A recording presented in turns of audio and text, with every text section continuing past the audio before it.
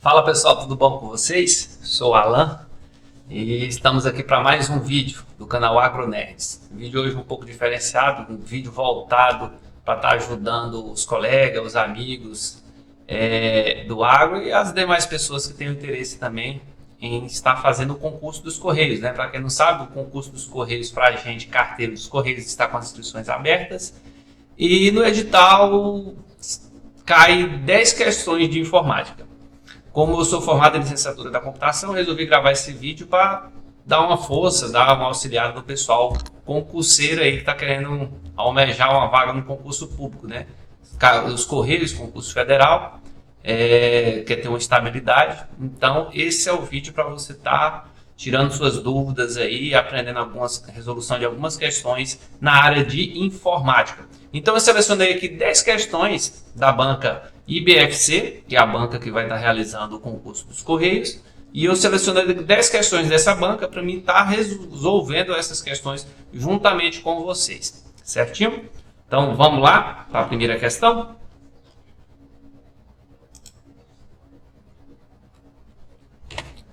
A primeira questão é do ano 2024, da banca IBFC, né? O órgão foi o Imbel, para o cargo de nível médio.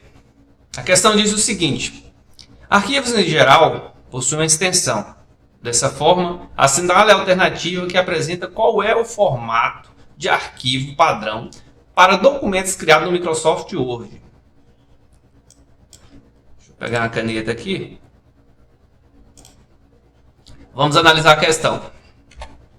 Arquivos em geral, ele está falando de arquivos, possui extensão, vai falar de extensões desses arquivos.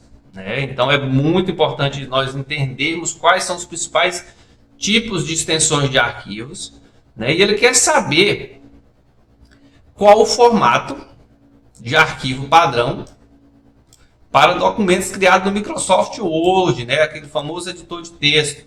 Então vamos lá, ele deu a primeira alternativa aqui, .pdf.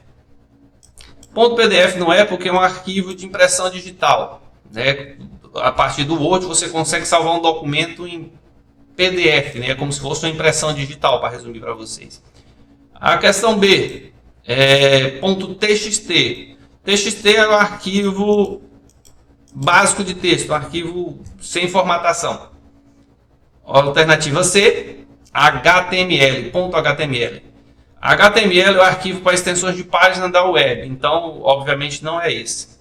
E vamos aqui para a questão D, vamos pular ela aqui, e a questão E, .rtf. É um documento de texto, mas não é do Microsoft Word. Ele está pedindo aqui o formato de extensão padrão, de arquivo padrão para o Microsoft Word. Então a questão correta nesse caso aqui seria a questão D, .docx. Especialmente as versões mais recentes do Office, a partir de 2003, ele adotou o padrão .docx. Anteriormente a isso, ele usava o padrão .doc. Porque se houvesse de cair uma questão, ele falou de Microsoft Word, mas ele não citou quais as versões seriam esse Word, Então, se houvesse um .doc aqui, também estaria correto. Mas as versões mais recentes, a partir do ano de 2003, usa a extensão .docx. Lembre-se disso. Docx para arquivos criados no Microsoft Word. Atente-se à questão para não correr o risco de errar.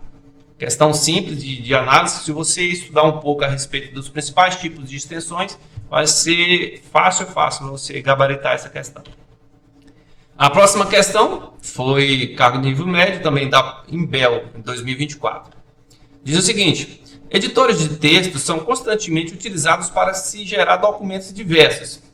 Assinale a alternativa que apresente qual editor de texto é baseado em nuvem, permitindo a colaboração em tempo real e o acesso a partir de diferentes dispositivos. Ou seja, ele está perguntando qual editor de texto você trabalha nele em nuvem, ou seja, está conectado na internet. Ou você pode montar equipes, você editar outra equipe, fazer outra parte em tempo real. Então vamos analisar as alternativas. A alternativa que ele sugeriu aqui, Notepad não é. Porque o Notepad é um arquivo de editor de texto, né? Mais básico, ele não é em nuvem, não é baseado em nuvem. TextEdit, não conheço esse aplicativo aqui, provavelmente colocou para confundir, também não é. Microsoft Word 2010, vamos deixar esse aqui sublinhado porque tem um parênteses a respeito desse aqui também. WordPerfect também colocou aqui para tentar iludir, esse aplicativo aqui também não é baseado em nuvem. E temos aqui o Google Docs. Analisando as assertivas, a correta que seria era a letra E.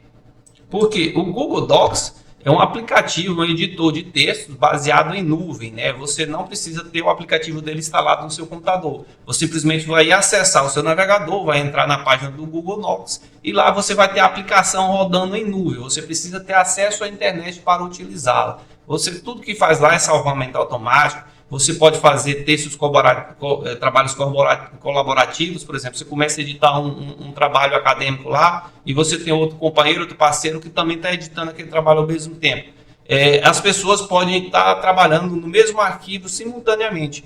Vai ficar as partes que cada um editou e lá no final você consegue fazer as alterações, aprovar, excluir e sempre vai ter aquele parte mais integrada. No entanto, pode ocorrer de cair aqui Microsoft Word 365, que é a versão do aplicativo da Microsoft que trabalha em nuvem, né? O Office 365 ele possui a versão do Word que trabalha em nuvem. Então, se tivesse aqui o Microsoft Word 365, esse sim também estaria correto, porque é um aplicativo da Microsoft que trabalha em nuvem de forma colaborativa, né? Porque ele fala que é editor de texto, pede para assinar a alternativa que apresenta qual editor de texto é baseado em nuvem. Então, das opções que ele nos deu aqui, o que é baseado em nuvem aqui é o Google Docs, que é do Google, né? Mas a Microsoft também tem um aplicativo chamado Microsoft Word 365 que trabalha em nuvem, tá ok? Foi fácil essa? Vamos aqui para a terceira questão. Ano 2024, IBFC, órgão MGS, né? Para técnico em informática, questão também de nível médio. Quanto às mídias para armazenamento de dados, né? Mídias para armazenamento de dados, existem vários dispositivos de armazenamento, né? Volátil e os não voláteis. Assinale a alternativa que apresenta um único dispositivo abaixo, que é volátil. Ele quer abaixo das alternativas que ele deu, que nós marcamos a alternativa que apresenta o dispositivo, o único dispositivo que é volátil. Ele está falando de mídia de armazenamento, logo ele está falando de memórias, né? Memórias. Eu estou com o mouse aqui, está um pouco ruim para escrever. Memórias. Memórias de armazenamento, porque às vezes ele fala dispositivo e a pessoa fica na cabeça com a dúvida, mas ele está falando aqui de memórias de armazenamento, mídias de armazenamento. Aí ele vem aqui, letra A, SSD, unidade de estado sólido. Letra B, memória cache, HD, disco rígido, pendrive, flash drive. O que é memória volátil? Para a gente responder essa questão, o que é memória volátil e memória não voláteis? A memória volátil é aquela memória que, quando você está usando o computador, ele está armazenando os dados lá. Só que, ao desligar o seu computador, o seu dispositivo, pode ser até um celular, tudo que está armazenado naquela memória vai se perder. Quando você ligar novamente o dispositivo, aquelas informações que você armazenou, que você guardou, não vai estar mais lá. Isso são memórias voláteis, né? E as não voláteis, Alan, quais são as memórias não voláteis? As memórias não voláteis são aquelas memórias, aquelas mídias de armazenamento, onde a gente faz a gravação dos nossos dados, das nossas imagens, fotos, músicas, seja lá o que for, documentos, né? A gente faz o armazenamento e mesmo que você desligue o computador, desconecte ela do computador, tire da energia, elas permanecerão lá gravadas nos dispositivos. E com essa definição ficou fácil responder então a questão. Vamos lá. SSD não é porque o SSD é a unidade de estado sólido, é a unidade de memória ROM, onde a gente vai estar guardando os nossos dados lá no computador ou notebook, né? São as mídias de armazenamento mais modernas. Antigamente a gente tinha o HDD, que eram os discos de estado,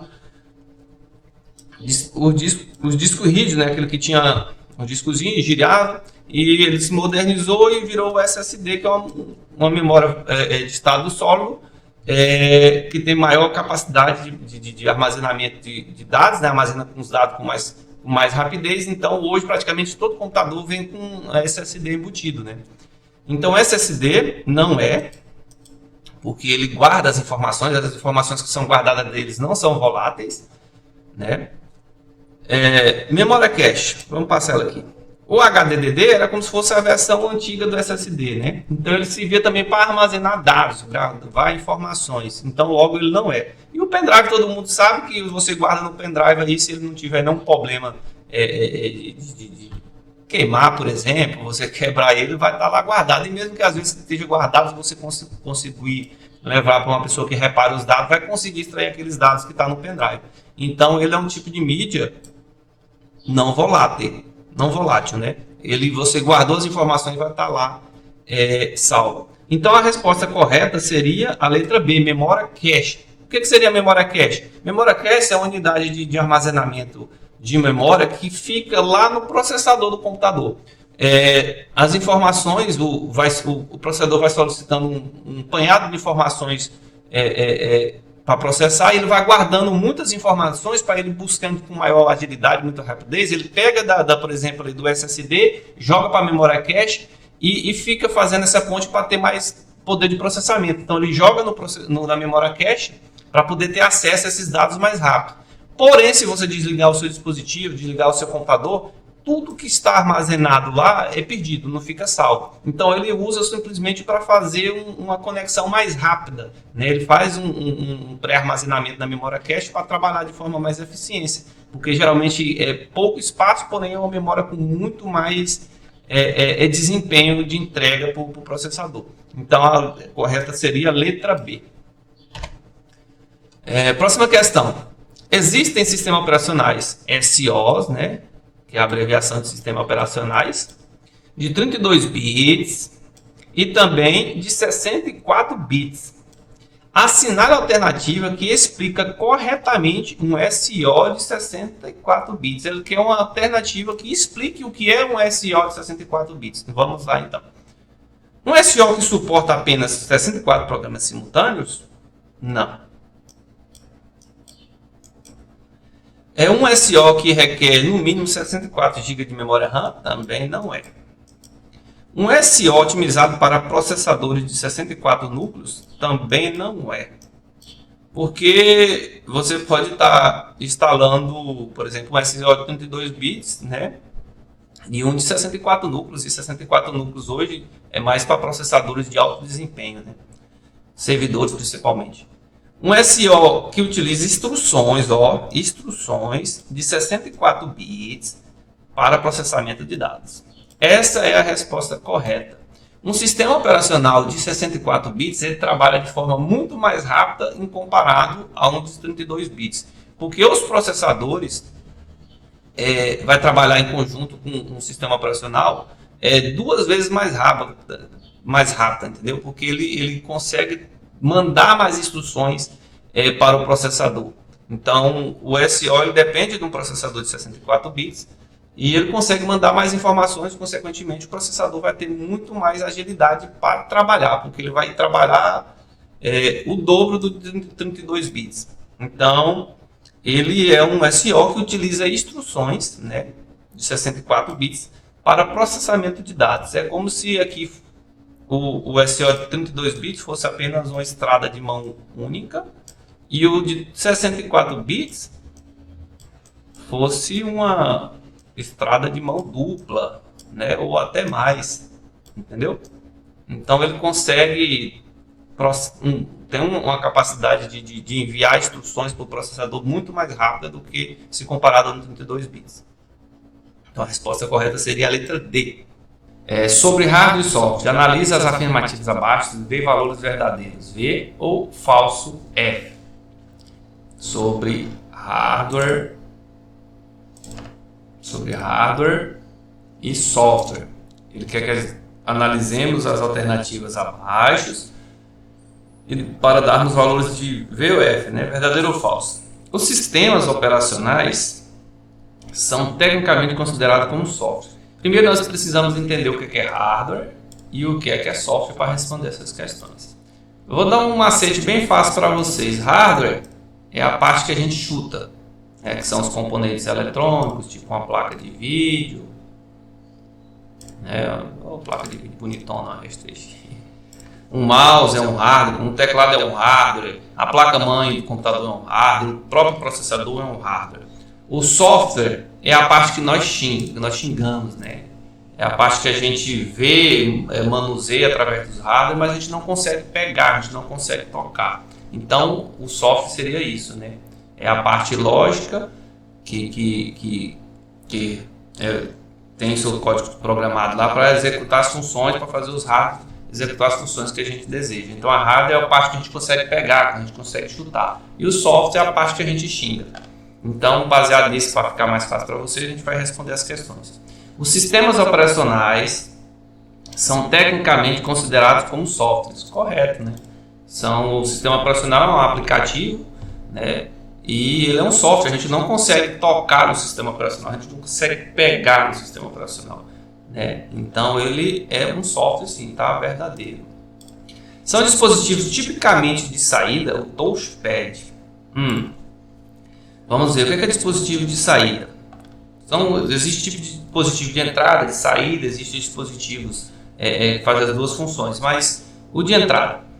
Um touchpad, todo mundo tem no seu notebook, a gente utiliza o dedinho, vai tocando naquela telinha lá, e o movimento que a gente faz no touchpad ele é enviado, né, lá para o notebook, para o computador, certo? É como se fosse o mouse do computador. Ele é enviado para lá. Então, ele é um dispositivo de entrada, né? Um dispositivo de entrada. O scanner também é um dispositivo onde a gente faz a digitalização dos nossos documentos físicos, né? A gente coloca um documento aqui nele, ele faz o processo lá e ele envia essas informações para o computador processar. Então, é um dispositivo também de entrada.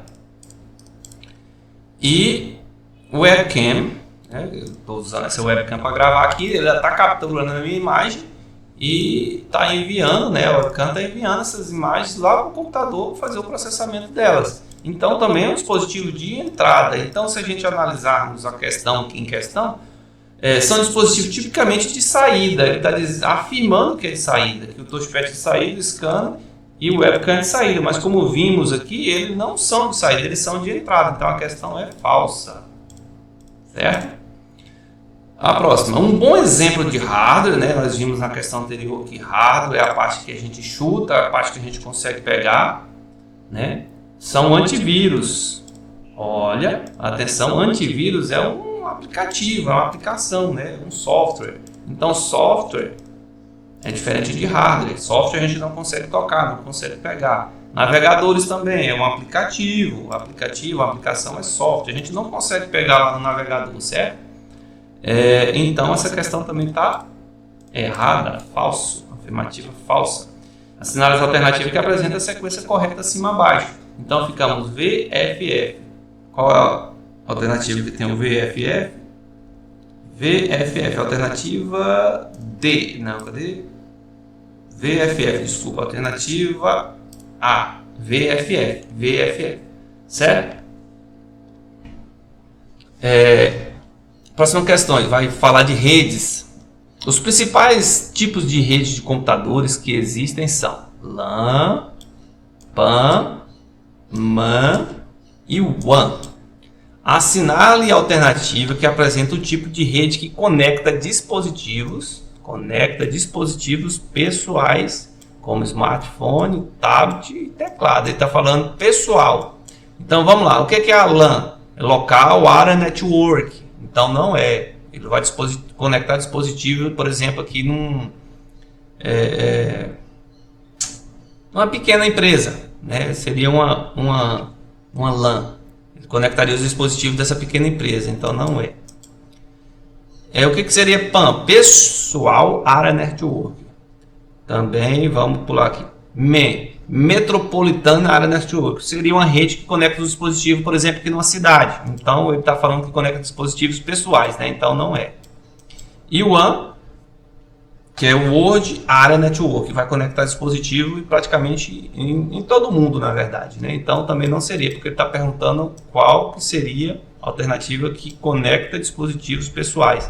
Então é a PAN, Pessoal Area Network, letra B. Próxima questão, falar de e-mail. Ao processarmos os e-mails nos servidores de correio eletrônico, servidores de correio eletrônico, envolvemos vários tipos de protocolos. Assinale o principal protocolo utilizado para enviar e-mails de um servidor para o outro, certo? Principal protocolo para enviar e-mail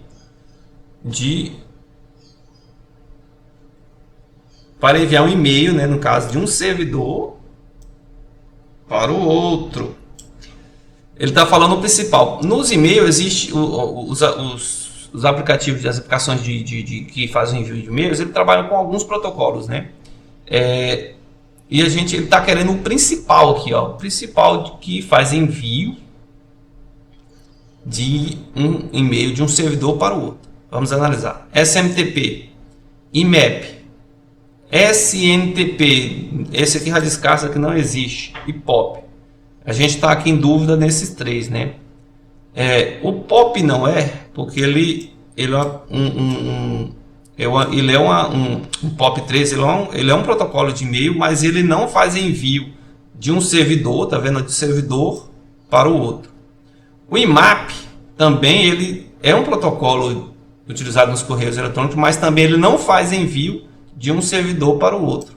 Então a única alternativa que nos resta aqui é a letra A, SMTP. Esse sim, ele faz envio e recebimento de um servidor para o outro de e-mail. Vamos aqui. IP significa Internet Protocol, ou protocolo de internet. É um conjunto de regras que define como os computadores se comunicam na internet. Assinale os dois tipos principais de endereços IP, Internet Protocol. Hoje a internet mundial utiliza-se basicamente em dois tipos. Na opção lá ele deu IPv3 e IPv4, essa está errada. O IPv3 está certo, mas o IPv4, desculpa, está certo, mas o 3 está errado. IPv4 está correto, que é a letra B, IPv5 está errado, então não é a questão B. Letra C, IPv4 está correto, que a gente usa, né? E o IPv6 também está correto. São os dois tipos de protocolo que a gente utiliza na internet. Esse é o mais moderno, né? Que comporta mais números de máquinas, bilhões de números de máquinas.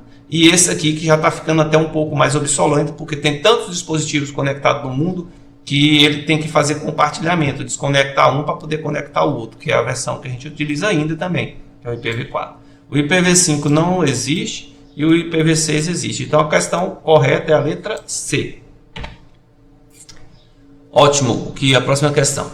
As células em uma planilha eletrônica são identificadas por um sistema de coordenadas composto de letras e números. Assinale a alternativa que apresenta qual é a célula localizada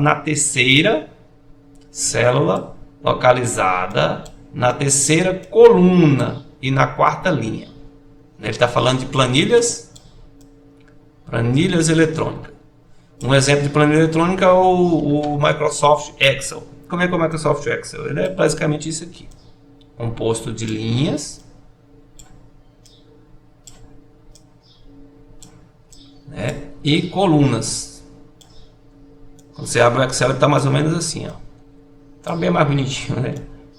As colunas elas são nomeadas de A, em alfabeto.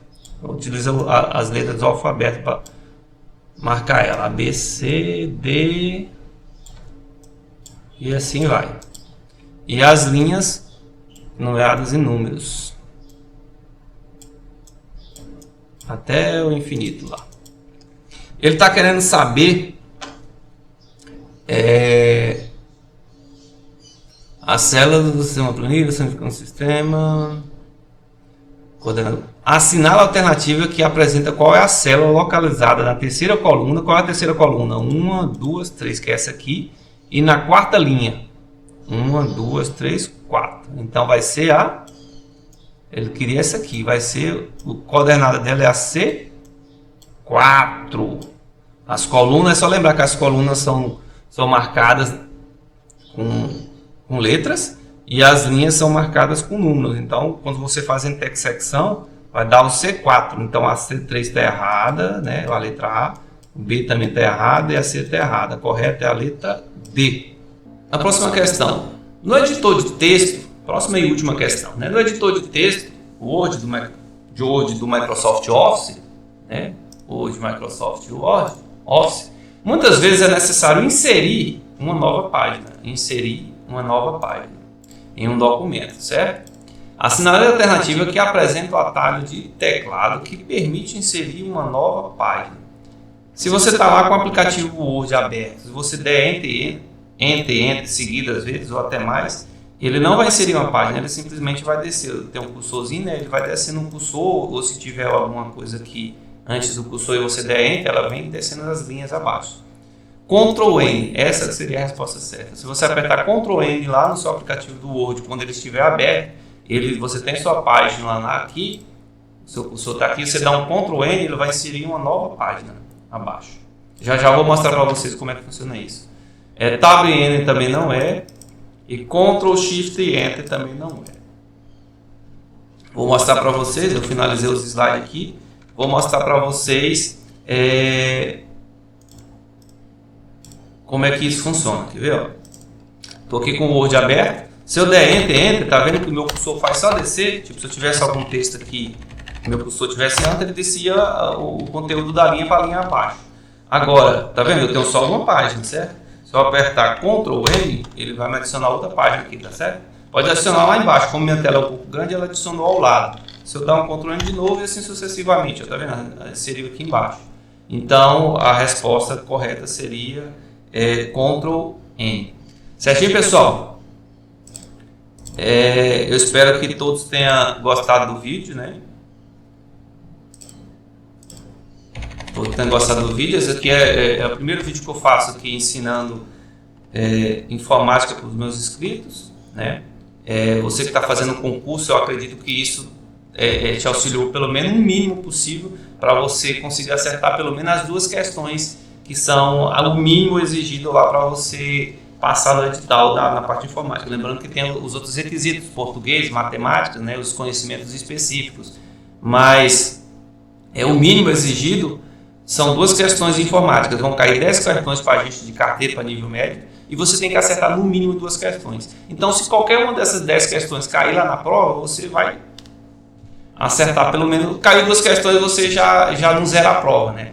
Mas, se vocês quiserem que eu grave mais vídeos de informática, com mais resoluções de questões aí para vocês, deixem nos comentários aí o conteúdo específico de informática que vocês querem ver, que eu vou fazer as questões e vou dar continuidade de vídeo. Se eu ver que o pessoal está procurando bastante, eu vou estar gravando mais vídeos para poder auxiliar. Eu também vou fazer o concurso dos Correios, então isso é bom para mim, que eu ajudo outras pessoas e também vou ajudando, porque eu assisto muito conteúdo de outros YouTubers no canal, de português, matemáticas. Então, isso serve tanto para mim contribuir, né, como também para mim estar estudando para o concurso. Então, se você gostou do seu vídeo, se você quer que eu continue gravando os vídeos aqui para você estar aprendendo as questões de informática, né, para o concurso dos Correios, deixa seu joinha, deixa seus comentários. Até o próximo vídeo, pessoal.